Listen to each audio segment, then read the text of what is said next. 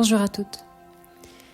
Je voulais faire cette vidéo pour toutes celles qui traversent une épreuve vraiment difficile, celle d'un échec, d'une FIV, comme je suis moi-même en train de le vivre et comme des milliers de femmes sont en train de vivre en ce moment même dans le monde.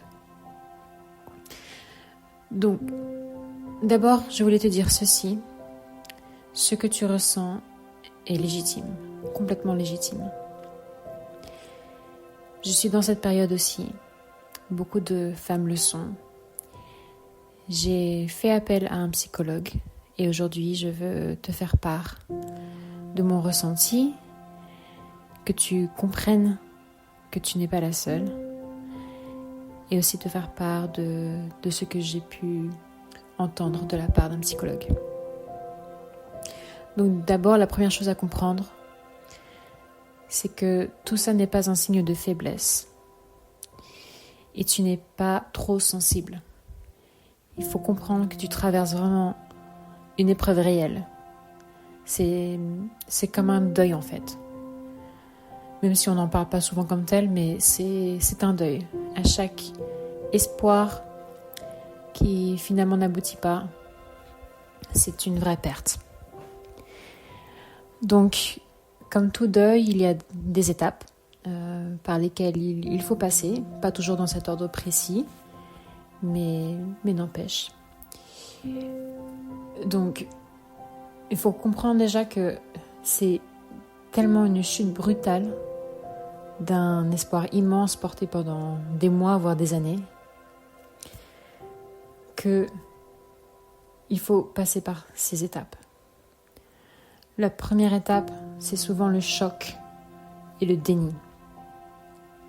Où on se dit, ce n'est pas possible, il y a une erreur. Personnellement, quand j'ai vu que le test était négatif, je me suis dit, il y a erreur. Il y a erreur parce que je le sens, même si le médecin m'avait bien dit que j'aurais des symptômes et que ça ne voulait pas dire pour autant que je serais enceinte. Pour moi, c'était clair. Pour moi, c'était sûr que j'étais enceinte. Donc, vraiment le choc. Être dans une réalité un peu parallèle au début, où on se dit non, mais c'est pas du tout ça qui était prévu en fait. Non, mais c'était pas ça. On revient en arrière. Malheureusement, il n'y a pas de retour arrière. Et là, on fait vraiment place au déni. Encore une fois, où on se dit peut-être que en fait j'ai uriné trop tôt. Peut-être que mon urine était trop diluée. Peut-être que le test ne marche pas bien.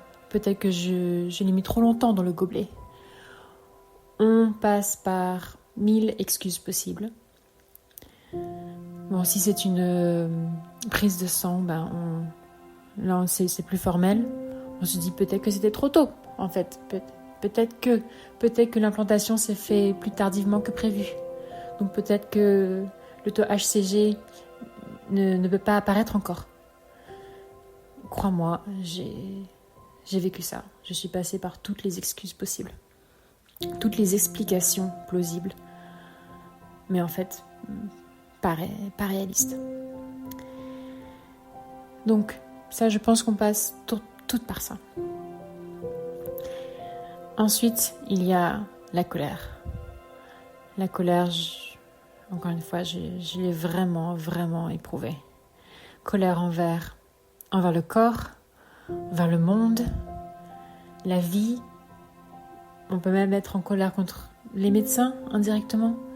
Se dire qu'ils n'ont pas fait le transfert dans la bonne fenêtre, que l'endomètre n'était pas prêt, ils l'ont pas vu. On peut s'inventer 1000 choses. Ça ne change pas le résultat final. Et bien sûr, ensuite, et ça c'est le plus dur, la tristesse profonde prend place. Tristesse de se dire que c'est la réalité. Il y a un vrai vide, c'est sûr, on ne peut pas le nier. Et comme une impression d'avoir beaucoup donné, tout donné, et pour rien. On a l'impression d'avoir donné beaucoup plus que d'autres femmes. Et ça, c'est pas qu'une impression, c'est vrai. On donne, on fait tout pour.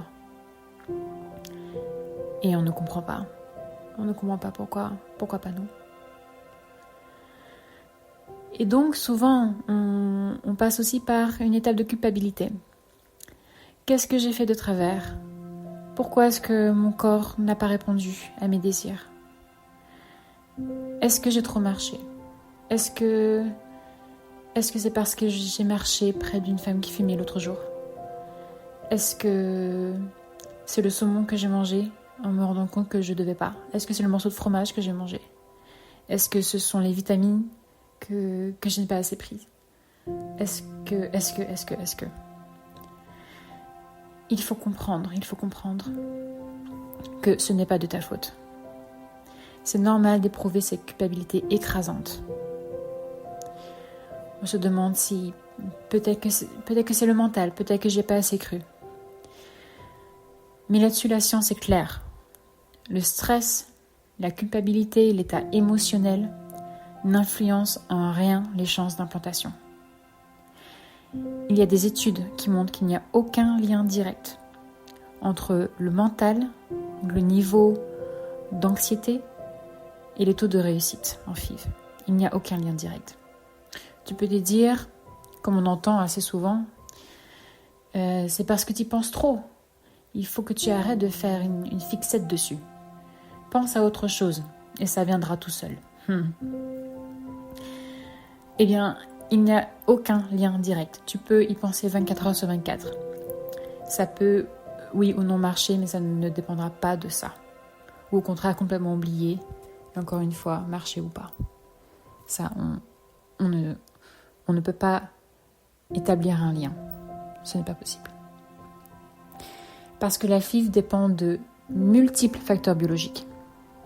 Des choses que personne ne peut contrôler, même pas les médecins. Pas toi, pas ton partenaire si tu le fais avec un partenaire. Des choses que personne ne peut contrôler. Donc tu n'as rien raté et tu n'as rien à te reprocher. Tu as fait tout ce qu'il fallait et plus encore. Souvent, les femmes qui traversent ce genre de choses, en fait, on fait plus que ce qui est demandé parce qu'on veut absolument que ça réussisse. Malheureusement, ce n'est pas ça qui changera le résultat. Donc, ne pas se sentir coupable. Une chose très importante. Et ensuite, on a ce qui vient quand même plus tard, c'est vrai. Bien plus tard, c'est l'acceptation. Où finalement, on renonce. On renonce et on se dit qu'il est temps de reprendre son souffle. De retrouver comme une part de soi. De se dire qu'il y a encore une chance. Même plusieurs chances. Que c'est possible. Que ce n'est pas parce que ça a raté 1, 2, 3 fois, plusieurs fois, que la prochaine ne va pas réussir. Elle peut réussir. Il y a souvent aussi, et ça c'est le cas pour moi, vraiment, puissance 1000, c'est le sentiment d'injustice. Le sentiment d'injustice, c'est un réflexe humain. Quelle douleur immense de voir les gens autour de nous, ses proches, ses sœurs, ses meilleurs amis, tomber enceinte, comme ça, par hasard. Alors que toi, que moi, nous calculons chaque jour, chaque hormone, chaque piqûre, chaque heure, on regarde, ok, alors c'est l'heure de la piqûre, ou dans J-1, ou dans... On calcule tout, les tests d'ovulation, parfois la température corporelle, ce que je regardais aussi. On fait nos courbes. On prend nos compléments alimentaires. On arrête de boire de l'alcool, de fumer si on fumait. On arrête un tas de choses. un tas de choses. Parfois on arrête même la caféine, ou on réduit fortement la théine. On fait tout dans notre possible, tout. Et ça arrive facilement à d'autres. Et ça, c'est vraiment l'incompréhension.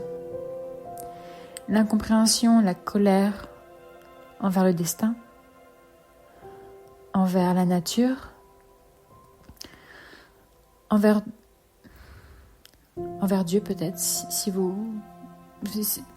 toutes, si toi tu crois en Dieu, je ne sais pas si tu crois au destin, à une force spirituelle, peu importe. On a le droit d'éprouver cette colère.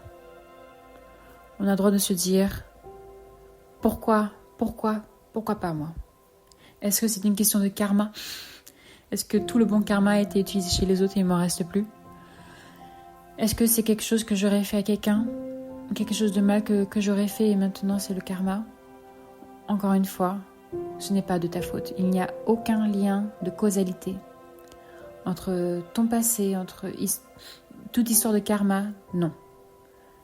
Tout ça, c'est scientifique, c'est médical. On veut y mettre un sens, plus que médical. Parce qu'on se dit que, quand même, on essaie de créer une vie. On essaie de mettre de la spiritualité dedans.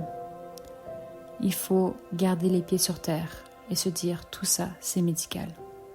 Tout ça, souvent, très souvent, c'est une question de chance. Beaucoup d'embryons, même chez une femme jeune et en pleine santé, en pleine forme, peut ne pas se développer.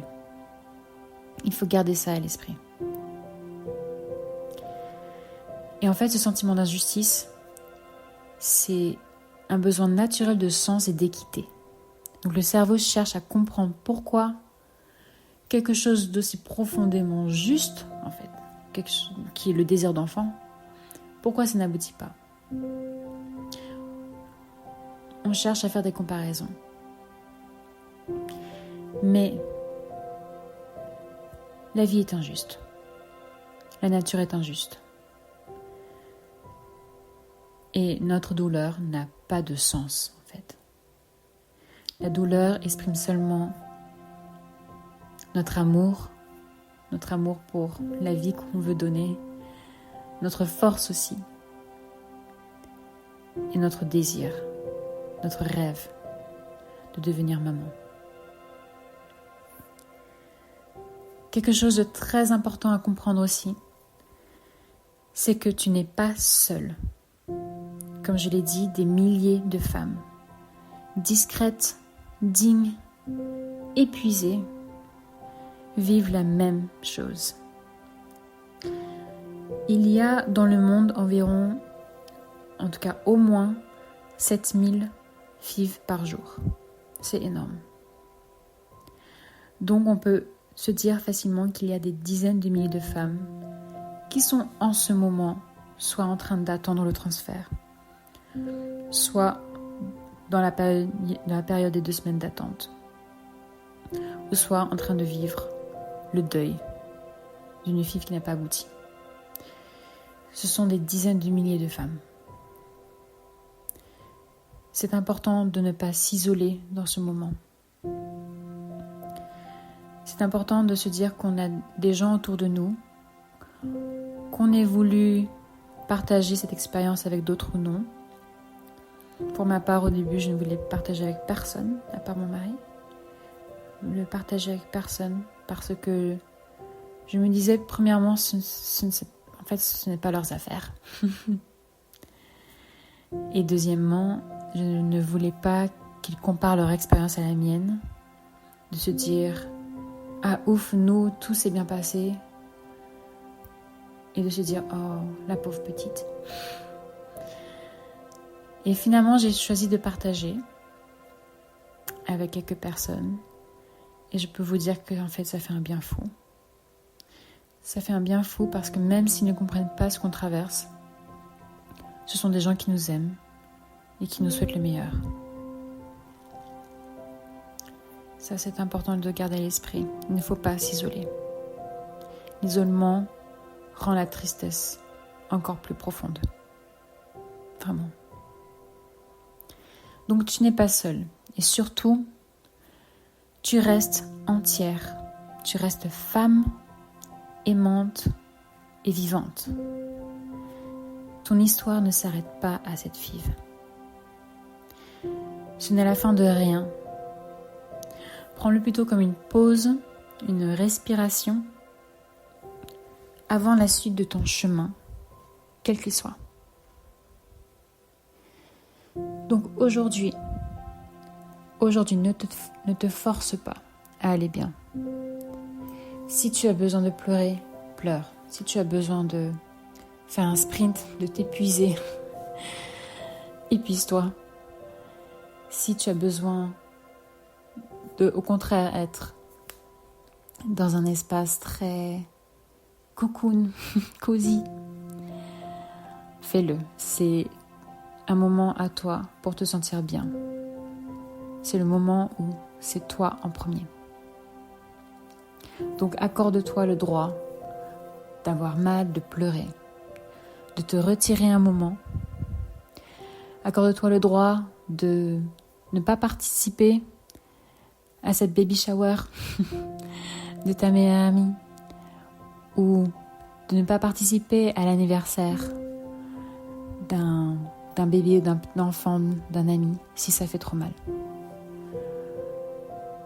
Personne ne t'y oblige et tu ne dois pas t'obliger toi-même non plus. Et quand tu seras prête, souviens-toi, tu portes déjà en toi une incroyable capacité à te relever. Ce que tu vis, c'est indéniablement difficile. Indéniablement. Personne ne pourra nous enlever ça. Personne ne pourra dire que c'est quelque chose d'anodin. Non. C'est vraiment une épreuve.